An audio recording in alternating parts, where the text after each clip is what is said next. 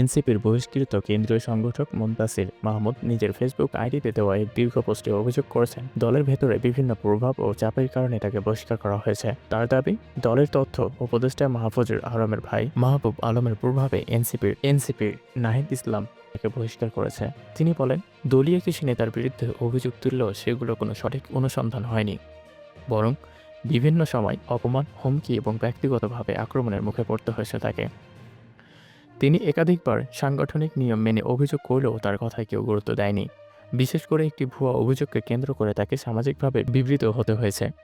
তিনি প্রশ্ন তোলেন, কোনো সদস্যকে নিয়ে এমন ব্যক্তিগত অভিযোগ উঠলে দল কি ন্যায্য তদন্ত করে? মুনতাসির আরও দাবি করেন, তার চাকরি হারানোর ঘটনাকে প্রভাবশালী এক নেতার ভূমিকাই ছিল মনে করেন তিনি। তার বক্তব্য অনুযায়ী একটি সবার সামনে তাকে চাকরি হারানোর হুমকি দেওয়া হয় এবং পরে সত্যিই সেই চাকরি চলে যায়। এই ঘটনাগুলো বিষয়ে দলীয়ভাবে কোনো ব্যবস্থা নেওয়া হয়নি বলে তার অভিযোগ উঠেছে। রেড ক্রিসেন্ট অবস্থান নেওয়ার সময় থেকে শুরু করে দলীয় বিভিন্ন কর্মসূচিতে সক্রিয় থাকার পরও তাকে বারবার উপেক্ষা করা হতো। এমনকি বহিষ্কারের আগে তার কোনো আলোচনা বা তদন্তের আয়োজন করা হয়নি। তার দাবি, আচমকা স্থায়ী বহিষ্কার করা হয়েছে। এছাড়া তিনি অভিযোগ তোলেন, দলীয় অভ্যন্তরে তার বিরোধী অপপ্রচার চালানো হয়েছে এবং শারীরিক হুমকির ঘটনাও ঘটেছে।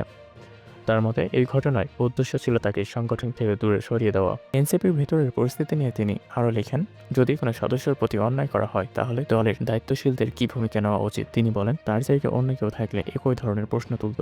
তবে মুনতাসির মাহমুদের দাবি, তার বহিষ্কার ছিল হঠাৎ, তদন্তহীন এবং প্রভাবশালীর ব্যক্তিগতদের সিদ্ধান্ত নির্ভর। এই বিষয়ে দলের পক্ষ থেকে এখনও আনুষ্ঠানিক কোনো প্রতিক্রিয়া পাওয়া যায়নি।